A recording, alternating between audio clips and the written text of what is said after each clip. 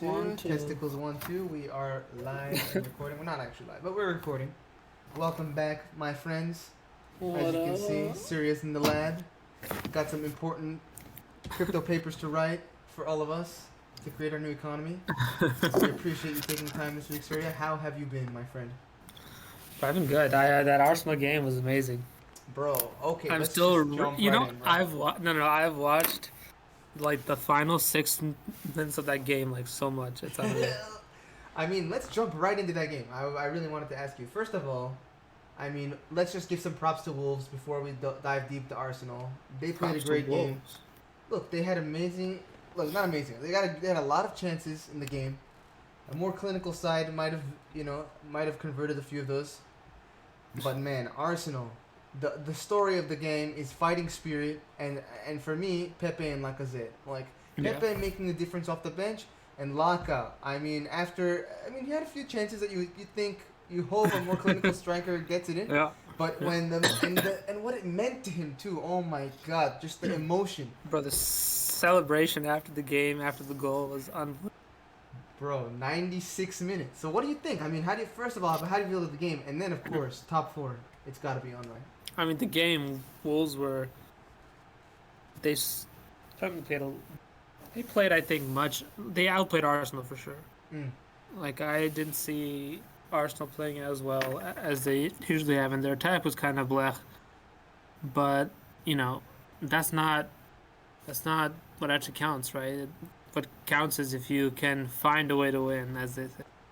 Of course, and obviously, like the cliches, like even when you're not playing well. Oh shit! I don't even realize that my mic's over here. Even if you're not playing well, Yeah, if you find a way to win, that's like a sign of champions. And I guess maybe they're not going to be champions, but like that to me was a sign that the momentum is on Arsenal's side, and I cannot see any side beating them for fourth spot. I just can't do it. I It's just going to be can't see Arsenal. Arsenal. Yeah. Well, I mean, I don't want to call it so easy, and then look like an Arsenal tool at later in the season, but yeah, like I don't see anyone else being top four except for Arsenal. Yeah, I mean, and I guess like I did want to touch on just Pepe.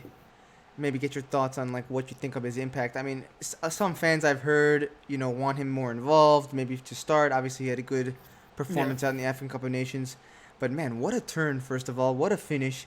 And I don't know, does he deserve to start more games till the end of the season? Do you think he's that was a yeah? solid finish. Mm. Like I think he does. Like I think after he came back from AFCON, I believe it was Mikel who said, he seems like a new man Mm. almost. Like he has a new energy about him. Wow. And yeah, I mean, I get, the moment he came on, the whole attack began to just be more intense, more consistent. And so I think, yeah, like I think he should be playing more games, or at least, he should be subbed on more often. Because I think, like in the Mm. past, he was, subbed second even to Nketiah, right? So Yeah. maybe it means he'll be, more a primary sub, and then hopefully, Yeah. a good starter again. And give props to Nketiah because I think he did get the assist for that goal. He got a good ball inside. Oh yeah, yeah, that's And true. yeah, I mean, I think I agree. And it's actually, I appreciate you sharing the comments from Mikel because I think like football is a confidence game, and like sometimes you need those kinds of environments where maybe you're taken out of your pressure cooker and out of the press and all that, and you kind of have and in this case, the camaraderie of the national side just to get your confidence back up. And I hope honestly, I've seen the spark. I mean, he maybe he wasn't like putting the hard yards for the team that Arteta wanted in a starter, and I understand that. Maybe he was getting up to speed with the Prem, but you can tell he's a quality player. I mean, the all the fans saying he's a flop for 70 million or whatever Yeah, it was. I don't think so. I think Arteta has what it takes to get the most out of him for sure. I think so. Yeah, Yeah, and I guess we talked about Lacazette, but man, the whole team, what a celebration, what emotion at the Emirates. I mean, unbelievable. and that the momentum. I think that's why I say. I mean, I'm not an Arsenal fan, so I guess I'm not quite the shill, but like like momentum is so big, especially at this business end of the season. Yeah, And I guess now we can kind of transition to Spurs and United because they were. I mean, Wolves. I guess you could make a case for them. I guess actually West Ham they had a decent result, so they're still in the mix. I don't know why I keep writing them off, but you really think United and Spurs are the main threats. But like my God, let's just jump straight into Spurs. Spurs are Spursy. Holy shit. I mean, you texted the group chat today about the 1-0 loss to Middlesbrough. What in God's name? And we talked about last week how they lose 3-0 to 3-2 to Southampton, and then they go and they win at City. But Yeah, it doesn't it's wild. It doesn't make sense. and then Burnley is the next match. Like we didn't even like 1-0 to Burnley, almost bottom of the table. Burnley, second win of their season. I mean, what can we think left of Spurs? I mean, what a shambolic club. But they don't have any chance of being fourth, to be honest. Like I don't see it. I don't see it happening at all. It just seems so unlikely. Like I think the main contenders, maybe a late United like run of great games. I think the games in hand Could are be. like the key thing here. And also, to be honest, like Arsenal aren't that far off from Chelsea either, right? So if Chelsea continue to like not be able to score, maybe if they lose a game or two here, who knows? Arsenal in third. You're actually right about that. I mean, so compared to Chelsea, Arsenal have one game in hand, Yeah. and they're only 5 points behind. I think, yeah, and it is interesting because I remember I think I heard on Hugh Wizzy the comments from Arteta where I guess they didn't quite say what the target was, but they're like, we're aiming high, Yeah, and yeah, so yeah. it's like maybe they are aiming for third. You know what I mean? You never know. Bro, Like it's totally possible. It would be unbelievable if Arsenal finished this season in third, like from fucking seventh or eighth place last season to third place. Bro. And from the beginning of the season, 3 losses on the trot. Everyone's like relegation form. Are they gonna go Relegation, down? Like, bro. It would find like, oh my god, all the haters like they can't say anything now. Like there's nothing. All you can 100%. say is trust the process, and no other words are acceptable. Honestly, like, it's a meme that trust the process, but like, it's true. And I Yeah. have to tip my hand to those fans who kept the patience with Arteta, especially because I guess I was watching a Lawrence McKenna video today where he was talking about Liverpool. It's like it's hard to think about, like, especially as a Liverpool fan, like the first few seasons under Klopp. I mean, it was the same kind of thing, They're dog scraping shit by. still. They're Yeah, still they were dog not shit. good, and it's like you need time. And then now everybody trots out those clips where like Klopp is like, "Oh, if in 4 years I hope we get a title," and then that fourth year they lift 3 trophies, and it's Mhm. like, yeah, it takes time. And honestly, like, there is a plan there. You see a young side that in the next 2-3 seasons, some of those players are going to be nearing their prime. I mean, Arsenal are only going up, and I really hope that they make top four as well because then they can start attracting those players. I think that's the real Yeah, when people ask exactly. like, is it going to be a success or not? I mean, I think still any European spot would be a success for Arsenal, but like with that fourth spot, you start attracting new players, and honestly, this time around, I mean, United are in the Champions League, You have to sign. Yeah, yeah. yeah, they're scraping by, and they still made the group stage. I mean, imagine what Arteta could do, with And all that of his also experience. and that also means I think right because like if we do qualify in the Champions League this for next season, I think that already essentially guarantees Arsenal like a huge sum of cash to That's true. and so you can be more risky in the market, right? Like you can aim higher now, and you have Champions League attraction, and you have a young manager who's on it, and you have a Absolutely. team of all young players who have like you've seen them improve under him. So like like for any I guess talent or Mm, around Europe, like you see, like this team, it checks all the boxes, yeah, all the absolutely. boxes basically.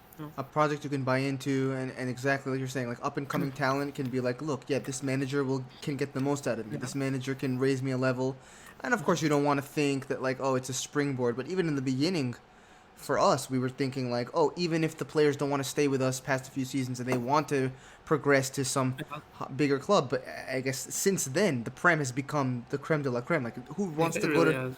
who wants to go to Bayern? Who wants to go to Real Madrid? Who wants to go It's to boring. Barca? Like, it's fucking boring. Like, you want to play in the Prem.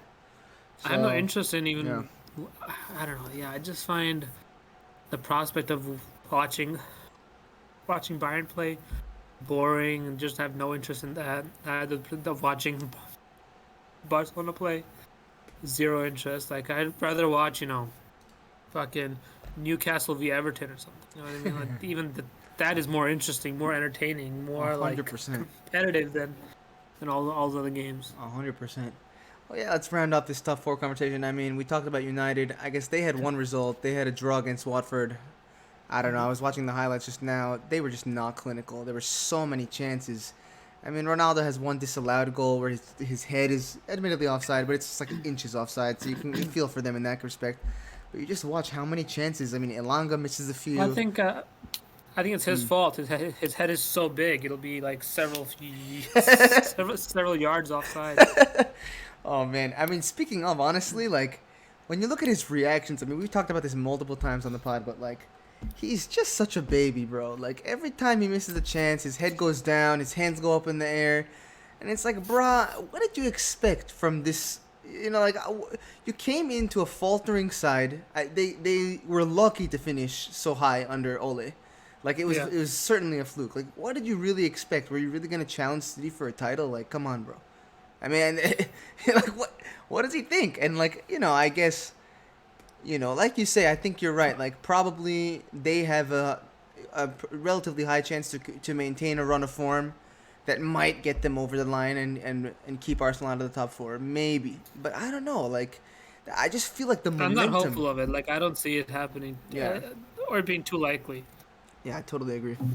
Like Um, I've been looking at those the odds they have on 38. 538 Yeah, about fourth place, and pre Wolves game it was under 50. After Wolves, I think it was 62 or 65% now, that's what I'm talking about. because those because the Wolves game really is, like you say, a 6 pointer. Yeah, absolutely. Well, top four, I think is solidifying and calcifying. I thought we were gonna talk about Conte, but I think he's just gonna leave. I was gonna ask but he's gonna leave. There's Do you no think he's doubt. gonna leave? Really? Well, okay, then now we're asking the question. I mean, I think there's no chance he stays. I mean, I just don't. Okay, you know what? Maybe one more season, but like the squad, the amount he's been complaining, and just like when you see them go up against Burnley and Middlesbrough and lose 1-0 each time. Yeah. I mean, I just cannot.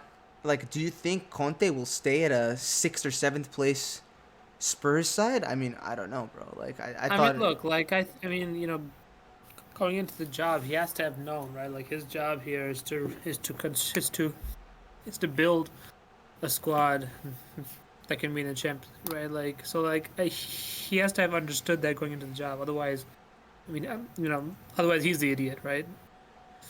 But Yeah. and so I think he knows that, and so I think he'll at least wait it out, at least and see what the Hmm. what the transfer window looks like. Yeah. You know what? You might be right. I mean, I think you're right. Like, did he Like really might get be right. No, I'm just kidding. Surrey the genius here? I mean, look. I think Who knows everything about football? it'll be tough if he doesn't finish in a good spot to attract Hmm. the caliber of player that's actually going to get him somewhere, which I think will Yeah, be tough. And I don't know. I mean, I was thinking about his other jobs. I mean, at Juventus and at Chelsea, like at every one of those jobs, he's coming into like a yeah. ready-made squad with tons of cash, with no no Daniel Levy like throwing spinner in the works in every deal. I mean, you saw them already lose Luis Diaz to Liverpool in the Yeah. window. So it's like imagine Arsenal come in, Chelsea come in, City come in for whatever prospect they're looking at. I mean, are they really gonna pick Spurs? I mean, no silverware again this season after crashing out of the FA Cup. Like, LOL, man. I mean, it's Spursiness is real. I don't even think Conte can overcome it.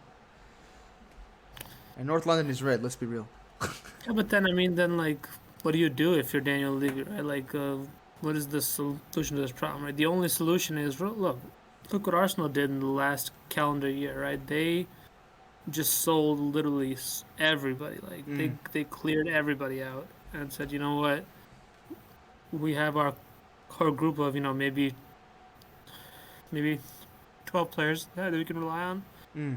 and just and we play with them until the transfer window, and then we go from there, right? I think that's the only way, because Yeah. they do have so many trash players who've been around the team for way too long and 100%. are not really, yeah, are just not Yeah, I mean the shouldn't be on the squad. team. Yeah, I Not good mean, enough. yeah, I mean it's tough. I think you're right. Like, and I think Levy would be in a bind. That's why I'd be so curious to see what happens because it's like, Yeah.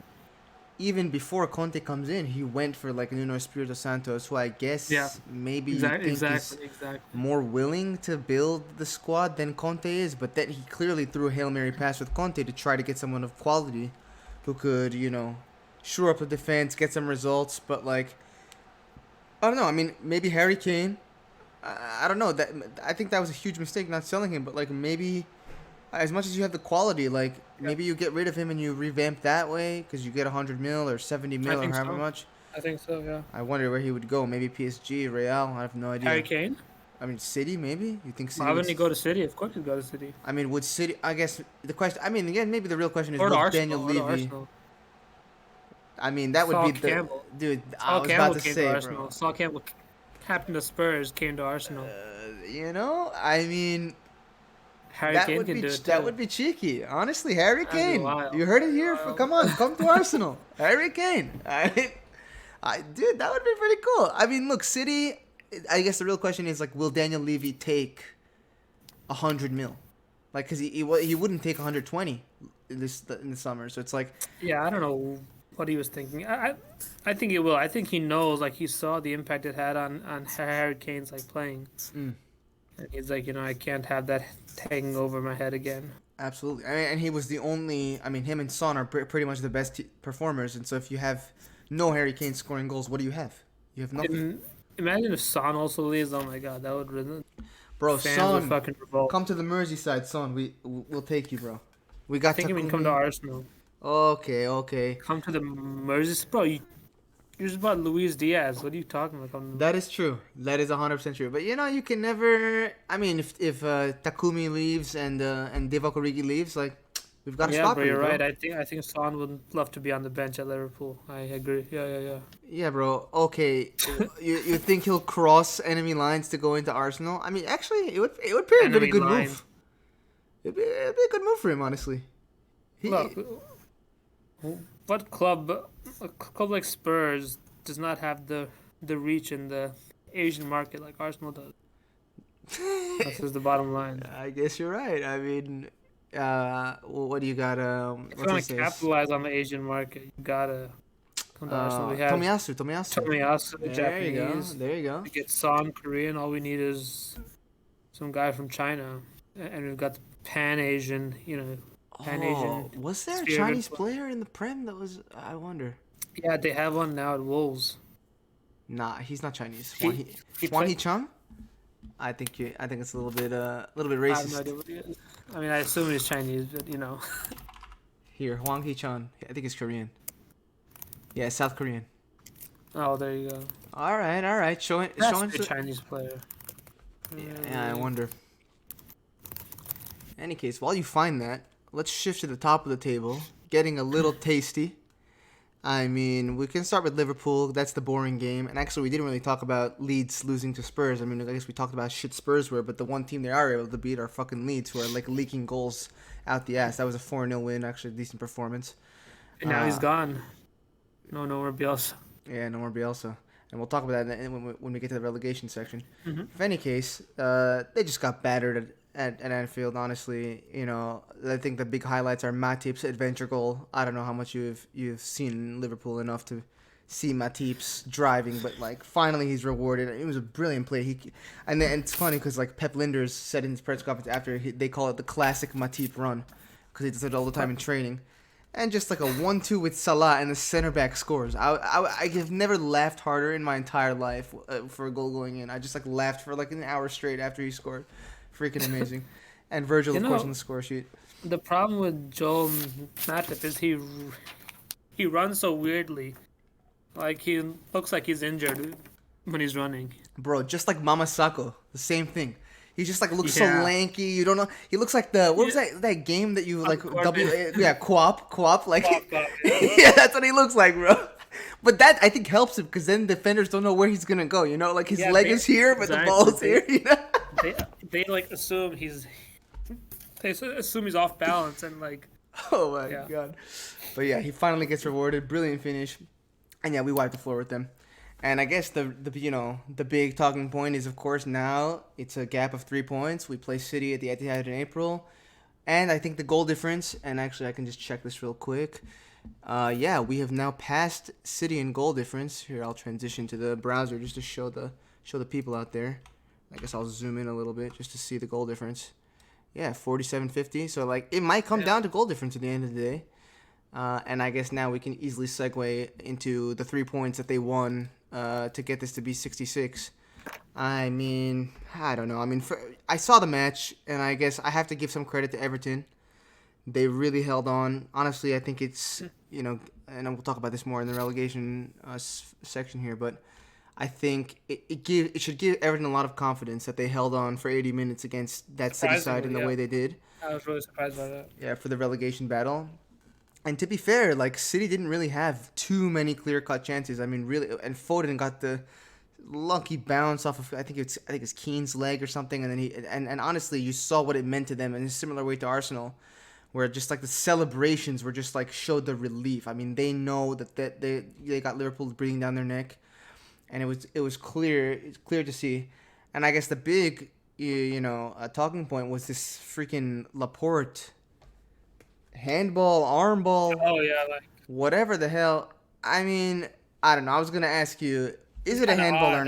not? Is it a handball or not? And then, I what mean, do we think about the refereeing in this fucking I league, bro? believe the rule is like under the shoulder, right? It's not the elbow, right? So it's under the shoulder. So it's below the shoulder, and like his arms are out, and like he moves his arm towards the ball, right? I feel like, I mean, the rule may not be under the shoulder, maybe below the elbow. I don't know, but I feel like it should have been a handball. I'm just trying to find a little picture to see, cause I guess like here it is. Oh, it was Rodri actually, not Laporte. So sorry to Okay, misattribute the player, but and here we go here. so And if it's a handball that oh my if god, it's a handball when the opponent has the ball, bro. I think it should be a penalty. If it's a handball when they have the ball, I think it should be like an indirect, free kick or something like that. Bro, I mean, just look at this picture. Yeah, it doesn't make sense. What is that? I mean, that is a freaking hand. Oh my god, It's a real clear handball. bro. And I guess okay, the subsequent headlines of the days, after it was like Lampard actually asked the FA for an apology, as if that's gonna do anything. And then I saw this morning that they issued the apology. Unreal, dude. They apologized to him, but not to anybody else. Bro, embarrassing. And they even said I read a headline where it was like after review after the match they said it should have been a pen. And you're just like, now you're saying it should be a pen? How many times do you have to see it during the match when it matters? I mean, oh my god. And okay, I am a butthurt because I'm a Liverpool fan and I wanted that to be a draw. But like the inconsistency of the refereeing is just shambolic. FA, a bunch of frauds. I just Sort your don't shit get, out. like, I just don't understand why there's no, first of all, consequences for bad refereeing, and Great point. there's no way for, for the referees have no obligation to like essentially meet the press, right? Like players have to come talk, the coach has So to come right. talk, referee just walks home and that's it, right? He goes home and that's it, right? Like they don't have any even if it's just public shame, they have no recourse I think that's for any of their actually a actions. brilliant point, honestly. And honestly, well, I don't know Like what a consequence would be. if they had Yeah. to hold a press conference after the match where they took questions from not just the press but the team's coaches, I think that would go a long way in Oh my god. Dude, yeah I think that's a helping brilliant players. idea, honestly. I honestly think like what is stopping them from getting the ref in front of the boards? They get two players from each team and the Yeah, manager.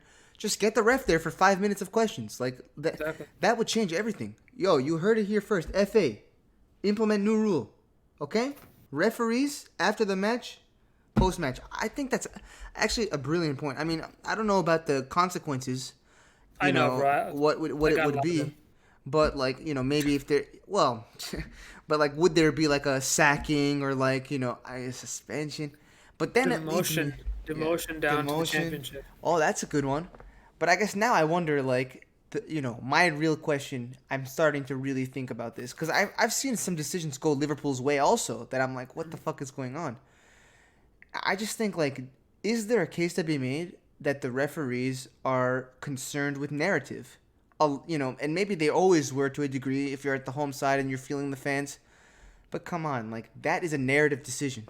That is a decision that just benefits the top side, that keeps the title race in a Yeah. certain.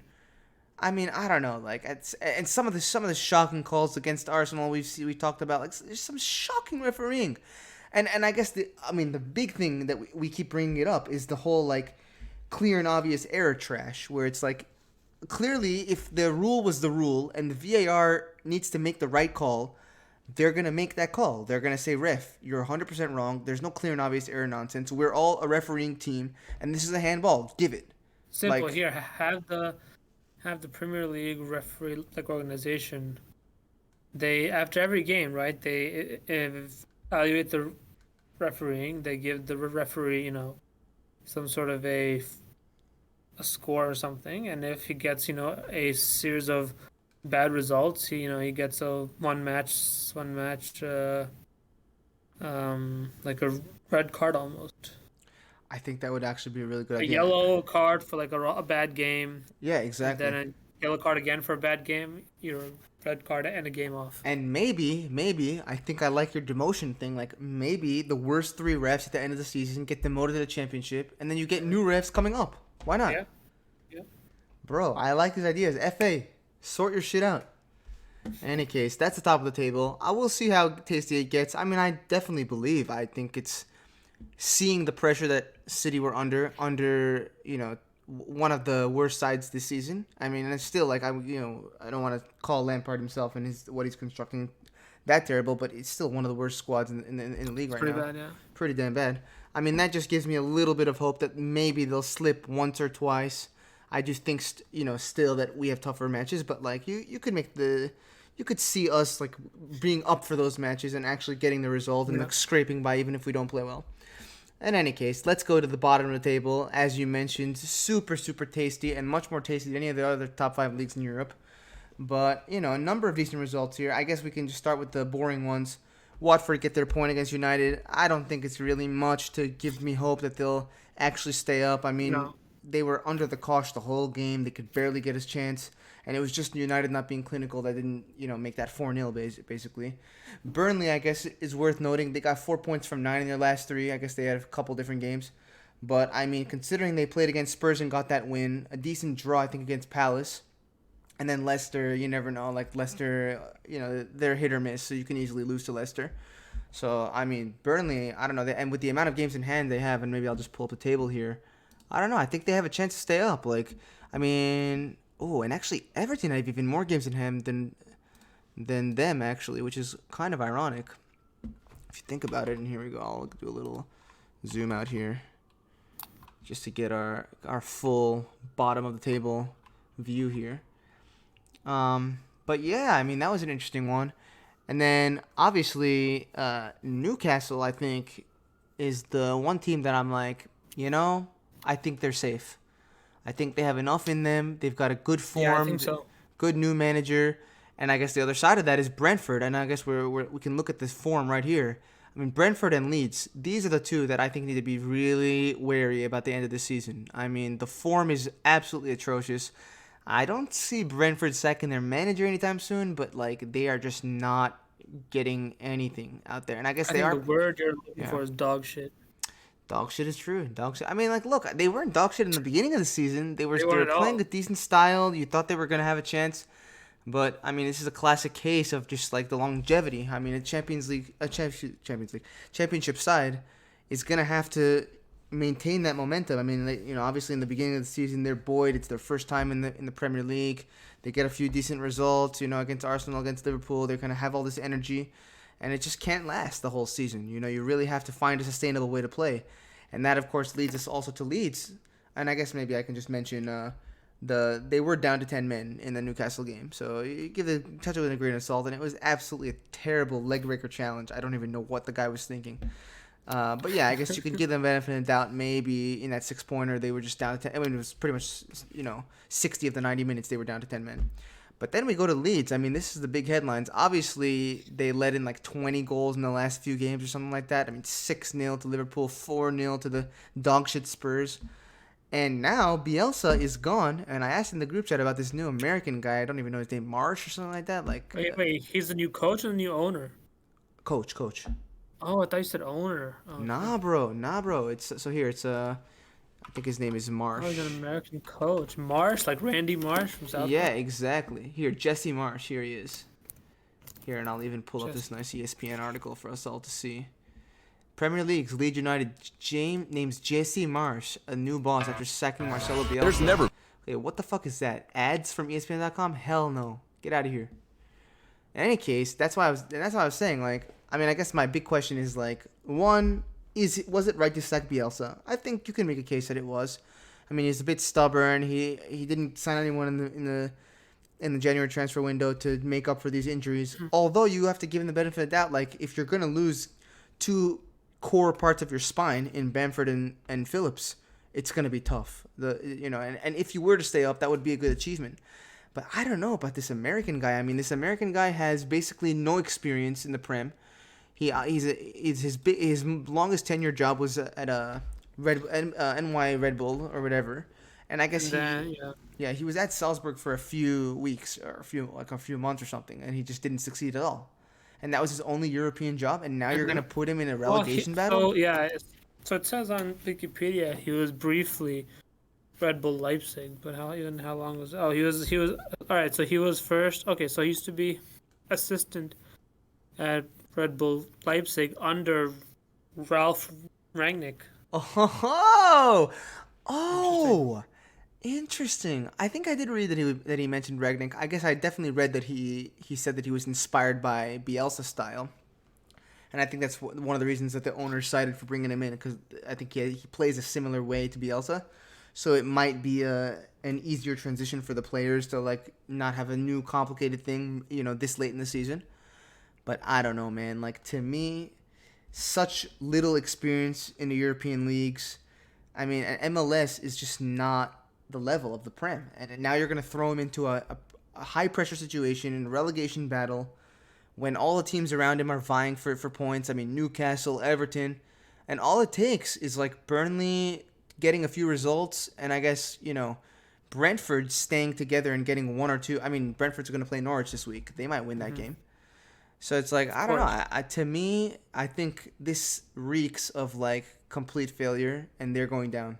And okay, I have to caveat all of this and say I'm very biased against Americans in footy. I'm sorry. I mean, I know I'm the hypocrite American coming in doing a football podcast, with my American accent and shit. But I'm just like, brah, like this has like Ted Lasso memes written all over it. And honestly, can you really blame it from happening? I mean, all he managed was an MLS team.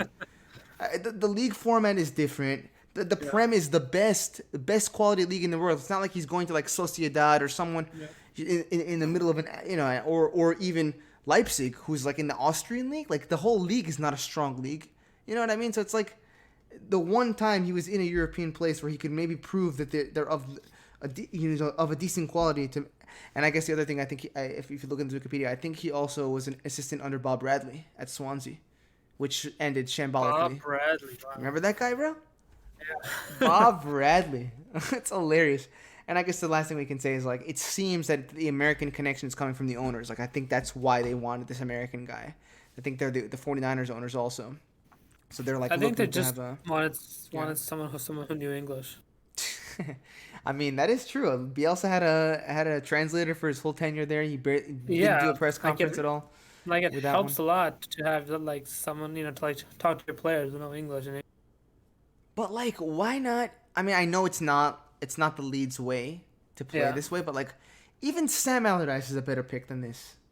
I mean, you got to get someone who has experience in the Prem. I don't know, like any other manager. I mean, I guess they're kind of stuck between a rock and a hard place because I guess Roy Hodgson is the other manager who maybe doesn't play as defensive of a style as Sam Allardyce, but like he went into Watford's job after they sacked their manager, and I guess there's no other. I mean, I guess Dean Smith went to Norwich when he Mhm. left Villa. So that was a decent manager. You're like, okay, maybe he'll go down and be willing to take them, and even if they go down to the championship, be willing to stay. But like, who else do they have? I mean, there's nobody really they can get, and that's why it's like I don't know. I really question whether like not sticking with Bielsa, just for a few results. Zidane. Zidane's available. Zidane, okay, Zidane, you heard it here. Come to Leeds, man. I don't know, But like yeah, look, I mean, like the problem with doing is okay. So like, have they said what the intent is on this coach? Right? Is this coach just like to see them out until the end of the season, or what is? Because that's a you good know, question. like if you get Sam Allardyce, that's very much like he's there just until the end of the season. Maybe into the summer, and that's it, right? Like he's like this. He's a perennial like short term solution. Sam Allardyce. Yeah, I think you're right, and I guess that's why I was asking, like, was it even right to sack Bielsa, or should you have just stuck with him? I mean, I think from what I understand, it looks like he's a build. He's someone that they wanna build around. I mean, Mhm. obviously, you know, yeah, here it is. Yeah, I mean, I don't know, I don't know. Yeah, the shift in tactics isn't seismic. Yeah, I mean, look, I think it could make sense. Look, if he's a talented manager and he can keep them up, he probably has a chance to do a decent build and keep them up for a couple of seasons. Maybe push for a mid-table or a top half finish. But I don't know, man. This to me reeks of Ted Lasso memes and spot back in the championship. Yeah, I don't know. Any case, that's the relegation battle. Quite exciting. And I guess the last thing I've got here is just that League Cup final. I know Champions League will happen next week again. But I figured we'd just talk about, the first trophy of the season. For the first time in 4 years, it goes to someone who's not Man City. And there's some interesting talking points. Obviously, just to maybe touch on the game.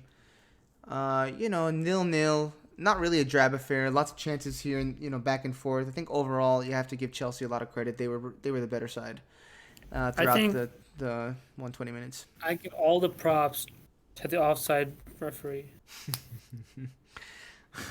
The linesman. Oh man, yeah. Let's talk about that. I mean, Every like they just couldn't score for shit, and every single attempt was offside. well, Unbelievable. okay. Let's break down a few of these. Like the first one was Matip's chance. I don't know if you saw that one. I guess it looked like it was Virgil's foot was definitely offside, even though he didn't play the ball. But he was. You could make the case. Interrupted. Yeah, maybe not the goalie, but he was impeding Reece Yeah. James. So honestly, I think you can make a case for that. I felt hard done by it when it happened, but you can make a case for that. There were a couple chances. I mean, like Havertz's chance was clearly offside, but to me, shambolic refereeing was Lukaku's. I mean, I do not know. I look at Yeah. that goal 1,000 times, and it's a goal for me. I don't know. Yeah. It just doesn't make any sense. I agree. I mean, look, the other thing was that we talked about the handball, right? And like what the rule is. Apparently, there's like a certain like this part of the arm was enough to be like, oh, it's offside. Like, first of all, can a player even like point to where he wants the ball and not be called offside? What the hell I is thought that? it was like like the. I thought they only count like goal scoring parts of your body. That was my Well, interpretation. that's the thing, right? And I think You can't score with your arm. dude, that's exactly right. And I guess like what was interesting was like Vuj said it too. Like in his show, he was like, show me a player that would ever get their goal allowed if the ball comes off of here and they score. Yeah. Like that's true. they're immediately gonna call that off. So it's like, and what's interesting with that one is it wasn't even VAR. Like the keeper, I mean the linesman actually, put the flag up. And I just want to see if I can get one that's good, that has better pixelage than this trash. It's like, what is this Google search? Like giving the absolute worst pixelage. Here, let's see if this one is good. Just trying to find a picture to see like, I mean you could barely see that. Let me see if I can find anything with higher res.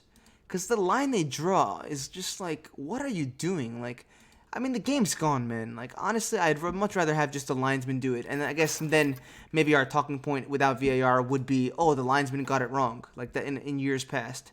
But that's, I think that's a better talking point for me than like, oh, we clearly like have this the thickness of the line on the computer is drawn in a certain way. Yeah, none of these are good enough Yeah. pixels that I even care to show this. I mean, I guess this one's not terrible. Oh, here we go. And this actually has a decent tweet that I think actually from Talksport that says exactly what I'm thinking here. Let's just pull it up, even though the pixel is just absolutely terrible. I mean, just like look at where that line is drawn on his fucking arm. Like, I mean, just like you can see it's already towards the elbow. It's like, what are you Yeah. doing, bro? And I guess yeah, here ridiculous. These lines are nonsense. Prior to VAR, that would have been onside. It was introduced to eradicate clear and obvious errors, and this is not clear and obvious. It's being overutilized for decisions that it doesn't need to be involved with. Yeah.